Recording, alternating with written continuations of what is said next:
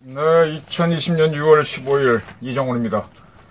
오늘이 6.15 선언 제1차 남북정상회담 하고 했을 때 나온 6.15 선언 20주년입니다. 이것과 관련해서 김홍걸 의원, 김대중 대통령의 삼남이죠. 을 위한 충고를 제가 좀 하도록 하겠습니다.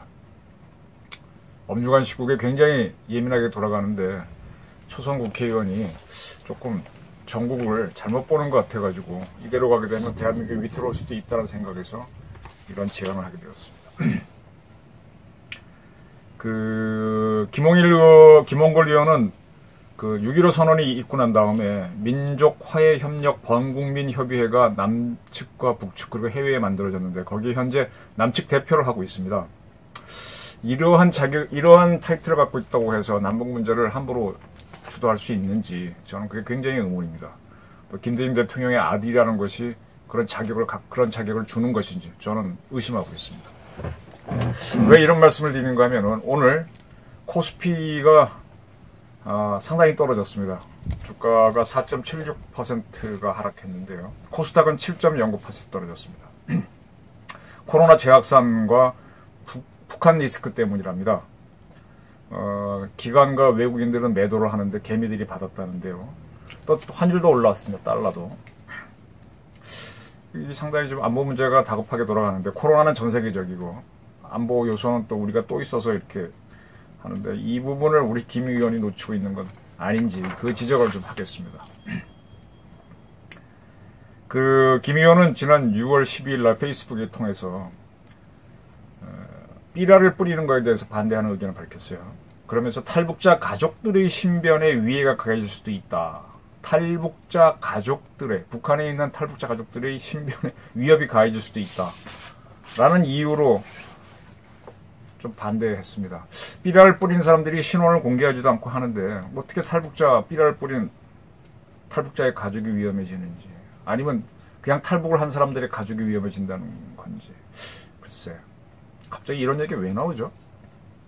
그리고 그날 MBC 라디오에 그는 김종배의 시선 집중에 출연해서 대북전단 살포 금지법이 필요하다고 했습니다.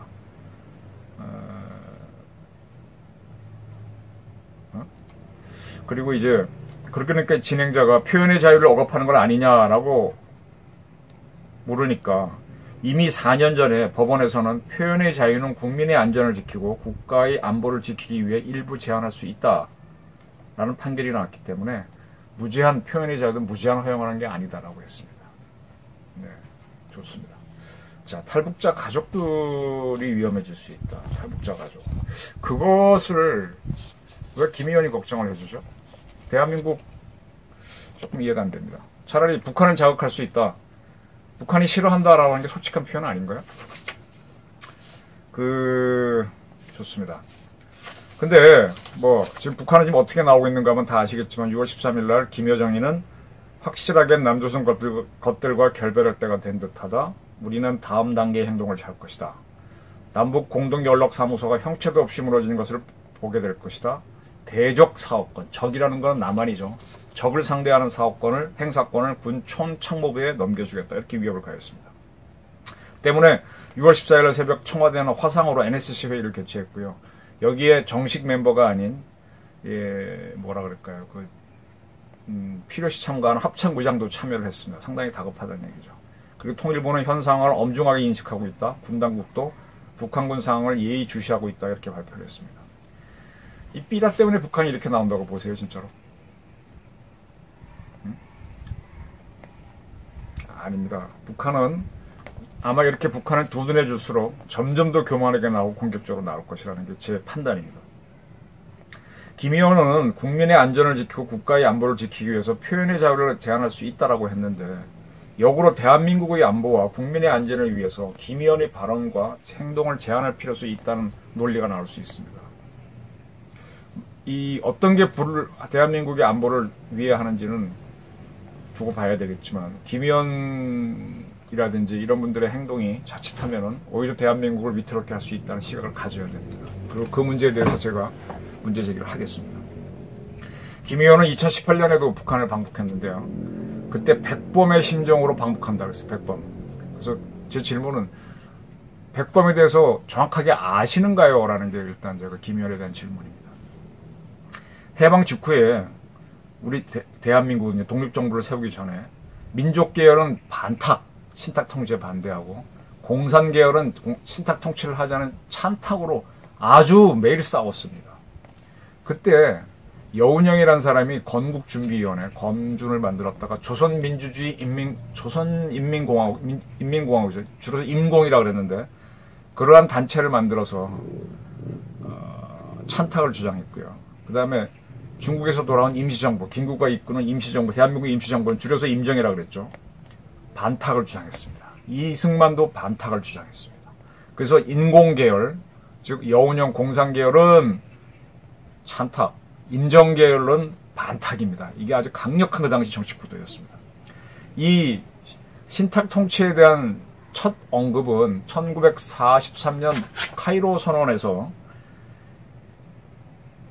우리는 인듀 코스, 일정한 과정을 거쳐서 독립시키겠다. 그런 식으로 이제 발표가 됐었죠. 그때 바로 상해 임정의 주석이었던 김구는 인듀 코스가 뭐냐? 바로 독립을 시켜야지. 하면서 굉장히 반발을 했었어요. 네. 김구 선생은 단 한 번도 신탁을 받아들인 적이 없습니다. 근데 공산주의자들은 찬탁을 받아들였습니다.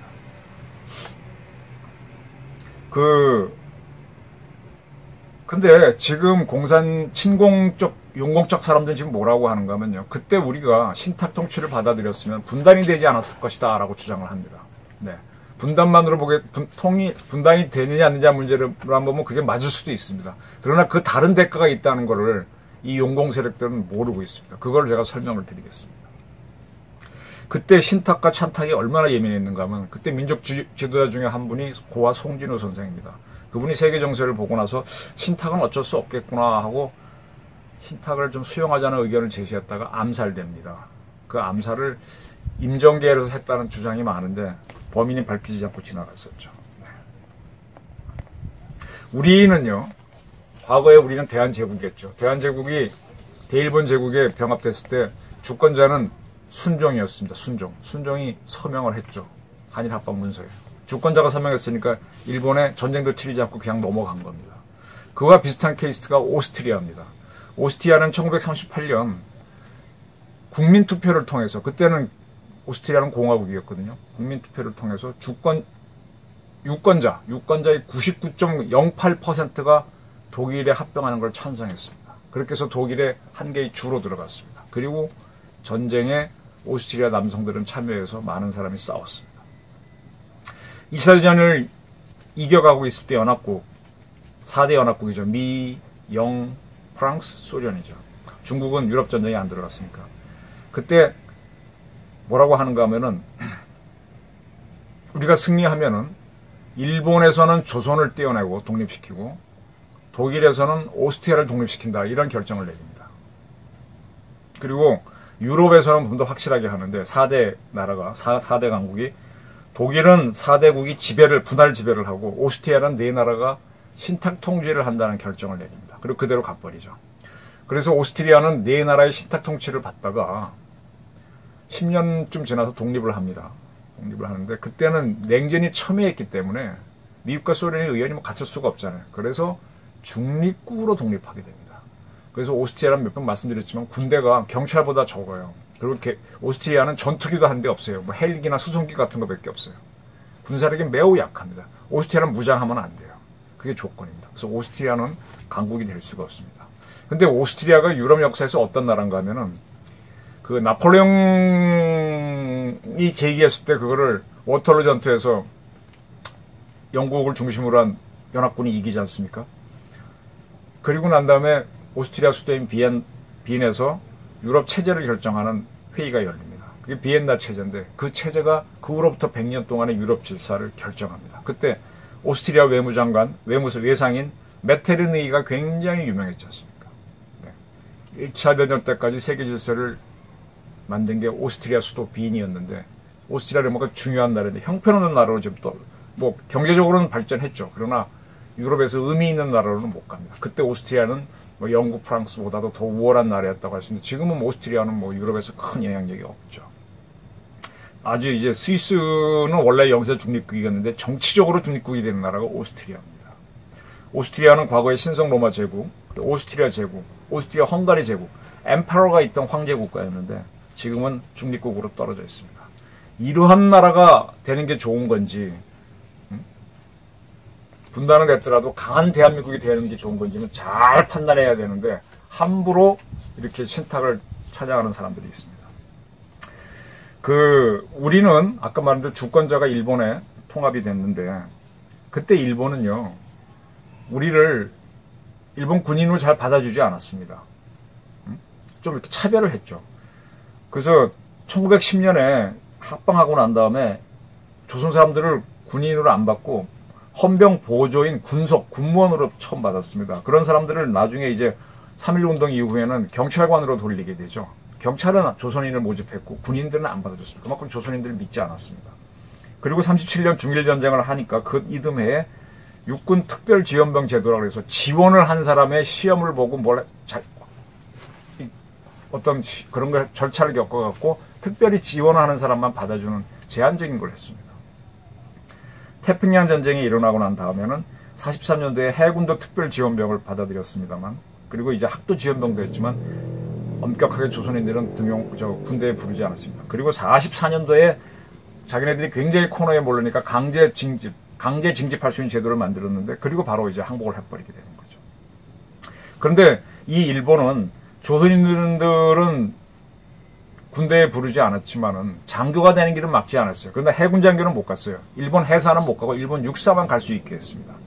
그때 일본 육사에 갔던 유명한 사람이 홍사익 씨입니다. 이분은 나중에 일본군 중장으로 전쟁을 마치는데 그때 그 양반은 전범으로 몰려서 사형이 되죠.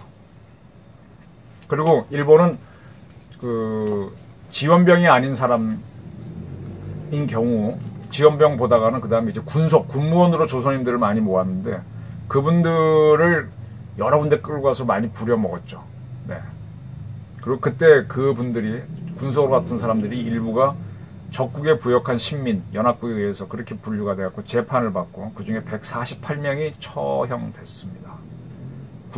일본 군인에 있다가 처형된 사람은 3명인데 군속으로 간 사람들이 148명 조선인이 처형됐습니다.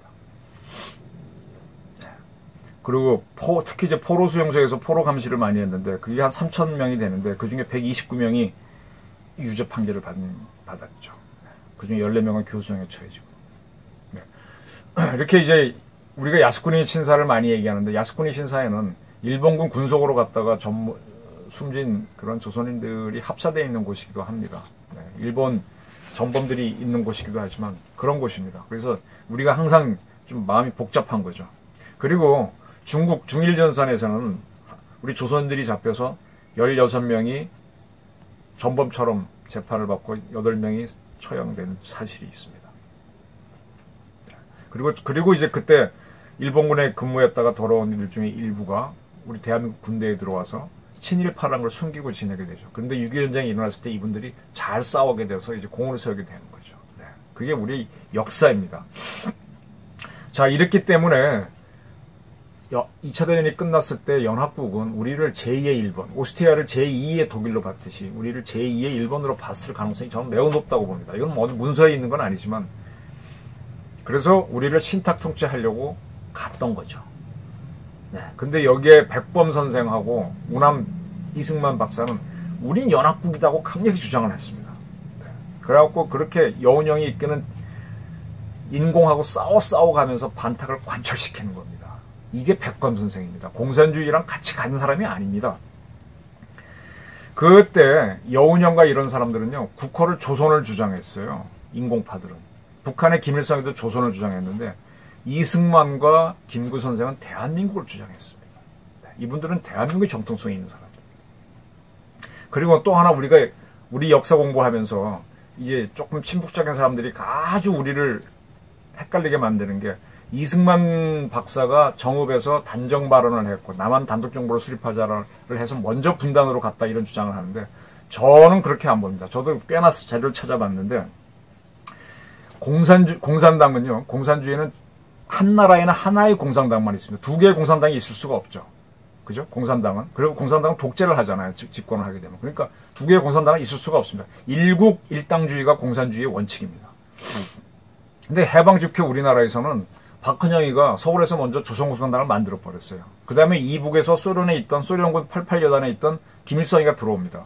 들어와서 공산당을 만들려니까 일국 일당주의에 어긋나지 않습니까? 그래서 조선공산당 북조선 분국을 만듭니다. 그 분국의 책임비서가 김일성이었습니다. 이때는 김일성이도 일국 일당주의를 지켰죠. 그러한 김일성이가 소련의 사주를 받았는지 46년 4월 19일경부터 북조선 공산당이라는 이름을 사용합니다. 이거는 이미 서울에 조선공산당이 있는데 북조선 공산당을 만든 거는 남북을 분단으로 가겠다는 뜻입니다. 이 부분을 이상하게 우리나라 정치학자는 얘기를 잘 안 하고 특히 친공적인 사람들은 얘기를 안 합니다. 분단을 먼저 택한 거는 김일성입니다. 그리고 이승만 박사가 두 달 후인 6월 3일 정음에서 남한 단독으로 정부를 세워야 될 것 같다 이런 주장을 하는데 이거는요 그냥 나온 발언이 아닙니다. 이 발언을 하기 3개월 전인 3월 5일 날 영국 총리를 해서 일사전의 승리로 이긴 처칠이 이제 전쟁 끝나자 선거에 졌지 않습니까? 야인이 됐는데 그때 이분이 세계 정세가 이렇게 간다는 걸 파악을 하고 3월 5일 날 그 당시 미국 대통령 트루먼인데 트루먼의 고향이 미국 미주리주 풀턴이잖아요. 거기 가면 이 트루먼 대통령은 고졸입니다. 대학교 안 나왔습니다. 근데 거기 웨스트민스 대학을 찾아가서 소련이 아이언 커튼 동유럽에 철의 장막을 치고 있다는 유명한 연설을 합니다. 이게 세계가 이제 미소 간의 대결로 간다는 걸 처칠이 꿰뚫어 본 거죠. 트루먼도 설마 할 때입니다.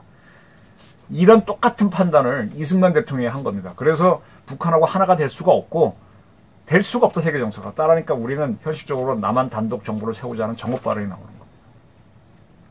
네. 바로 제대로 본 거죠. 그러니까 북한이 어떻게 합니까? 북조선 공산당을 북조선 노동당으로 바꿉니다. 그리고 이 남한에 있던 조선 노동당은 자꾸 힘을 잃죠. 미 군정이 탄압하니까. 그래서 그거를 남조선 노동당으로 개명하게 했다가 박헌영이가 넘어오니까 둘이 합당하는 형식으로 조선 노동당을 만드는 겁니다. 그래서 북한에는 공산당이 없어요. 노동당이에요. 박헌영이 먼저 조선 공산당 이름을 사용했기 때문에 없습니다. 이게 현실입니다. 그리고 이 계속 그 찬탁 반탁 논쟁이 치열해지는데 그걸 문제 달았던 게 결국 미소 공동위원회거든요.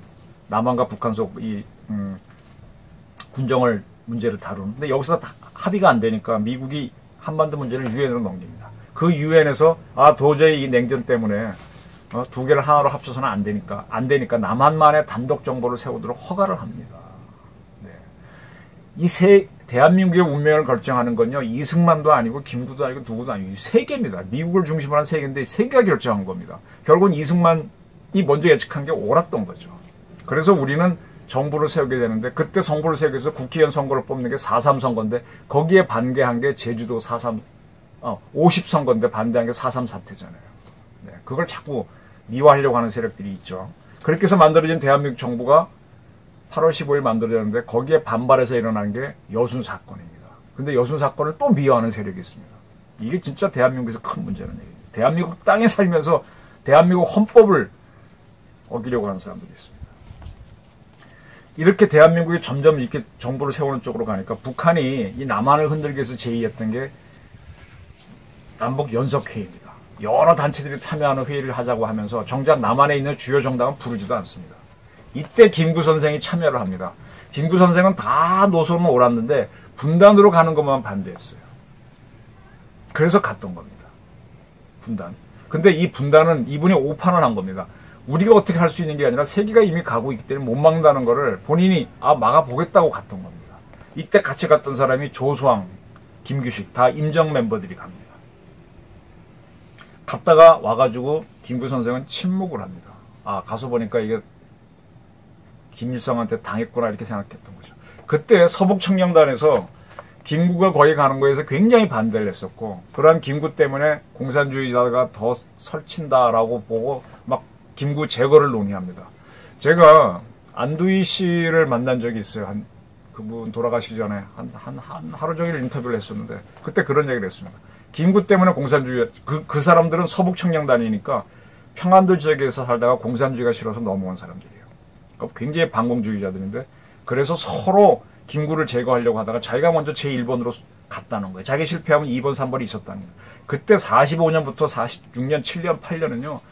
대한민국은 암살의 시절입니다. 테러가 자행했어요. 고화죽조, 또 누구죠? 영운형도 암살당하죠. 김구, 뭐 많은 사람이 암살당할 시절입니다.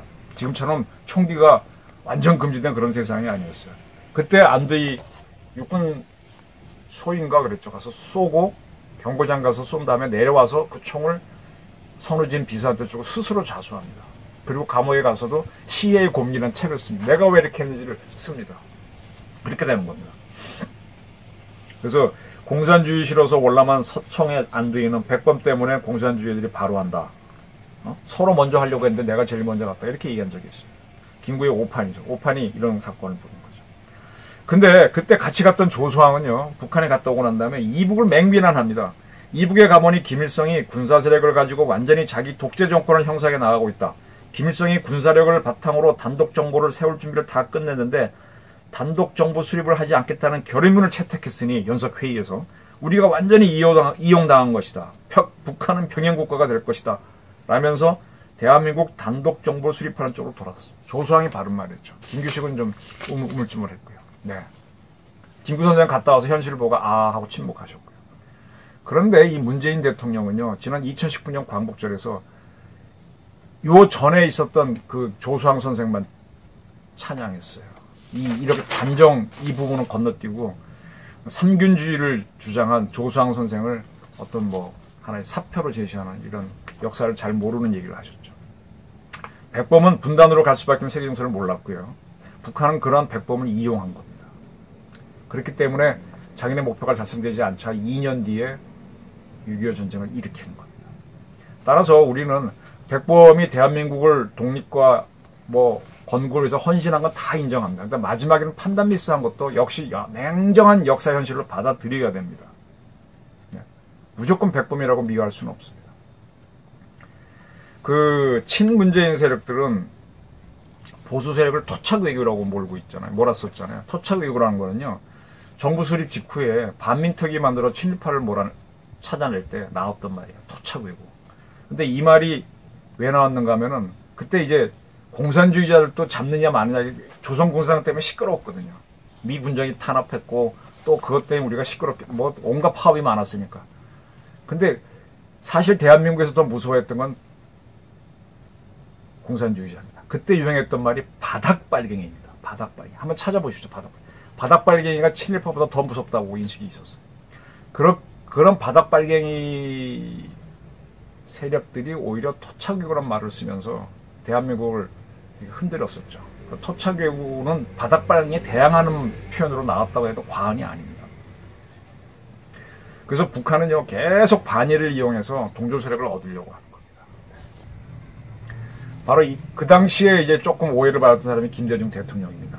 그래서 그분은 항상 용공시비가 따라다니고 또 본인 스스로 레드 컴플렉스도 갖고 있었어요. 그런데 그의 아들인 김홍일 의원이 왜 비슷한 길을 걸으려고 하죠? 난 이건 대한민국에서 좋은 조짐이 아니라고 봅니다. 지금 북한 리스크를 가볍게 보는데 코스피가 떨어져도 삐라 살포가 지금의 위기를 갖고는 근본이 아닙니다. 그리고 김 의원이 탈북자의 가족들이 위험해진다라고 그랬는데 이게 무슨 말입니까? 탈북자의 가족들이 왜 위험해지죠? 이 삐라를 보내고 있는 박상학 씨는 대표적인 탈북자입니다. 이분은 아예 공개적으로 하고 있어요. 공개하지 않고 하는 사람들도 있어요.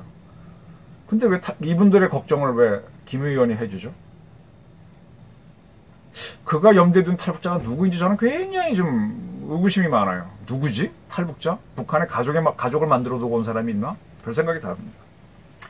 우리 사회의 문제는요. 북한에 갔던 사람이 제법 있어요. 저도 북한 한번 가봤습니다. 근데 북한에 가서 너무 환대를 받고 온 사람들이 많다는 겁니다. 그분들이 어떤 환대를 받은지 확인된 게 별로 없어요. 북한은요. 이렇게 북한을 머물렀던 사람들이란 기록을 다 해놨다가 나중에 적절히 이용합니다. 바로 이 사건입니다. 평양 옥류관의 오수봉 주방장이 최근 문재인 대통령을 격렬하게 비난했죠. 평양에 와서 이름난 옥류관 국수를 처먹을 때 그 무슨 큰일이나 칠 것처럼 요사를 떨고 돌아가서는 지금까지 전혀 한 일도 없다라고 문재인 대통령을 비난했습니다. 이제 당장이라도 달려나가 그 더러운 똥개무리들과 그것들이 막는 짓을 묵인하며 한 짝이 돼 돌아친 자들을 몽땅 잡아다가 우리 주방의 구이로에 쳐넣고 싶은 심정이다. 아이고, 막말을 해도 이렇게 심하게 합니까? 자, 이 오 주방장은요, 18년 4월 27일 판문점에 정상회담을 가졌죠. 그때 북한이 수석 요리사 옥류관에 그걸 데리고 와서 아마 오수봉으로 보여요. 그 다음에 판문점에서 이제 바로 자기네 통일각인가요? 거기에서 평양냉면 만들어 만찬을 제공했다. 아마 그 사람인 걸로 보여요. 그리고 그때 이제 김정은이가 어렵사리 평양에서부터 냉면을 가져왔다. 문 대통령께서 편한 마음으로 맛있게 드셨으면 좋겠다라고 인사를 했는데 지금 와서는 이 주방장을 내서도 완전히 반대 얘기를 하고 있습니다. 그리고 18년 9월 달에 문 대통령이 옥류관 가서 또 평양냉면 드셨죠. 그때도 아마 오 주방장이 했겠죠. 근데 바로 그때 리성건 조평통 북한 위원장이 뭐라 그랬어요? 우리 재계 인사를 보고. 목구멍으로 냉면이 넘어가십니까? 와, 이게 북한입니다. 이런 북한은 어떻게 선의로 보고 있어요? 북한은 아주 노예합니다. 북한은요, 그냥 가지 않습니다. 그냥 가지 않고요. 언제 어떻게 변할지도 모릅니다. 저는 지금 두려운 게 몇 가지가 있습니다. 뭐가 제일 두려운가 하면요. 지금 김여정이가 세계 정세를 모른다는 겁니다. 젊고요. 그 김일성이도 젊었을 때 6.25 전쟁을 일으켰습니다. 경험을 하고 나니까 이제 함부로 못 날뛰게 되고 이제 신중해지는데 지금 김여정이는요. 여자고 아주 어립니다. 남의 말에 넘어갑니다. 김정일조차도 어립니다. 그래서 자기 고모를 죽여버렸지 않습니까? 저런 자들이 북한을 이끌고 있는데 우리가 이상한 행동을 하게 되면 쉽게 행동을 할 수 있습니다. 이게 굉장히 위험한 겁니다. 그래서 북한을 함부로 해서는 안 된다. 백범 선생이 그때 북한에 가지 않고 같이 북한에 맞섰다면 어땠겠습니까?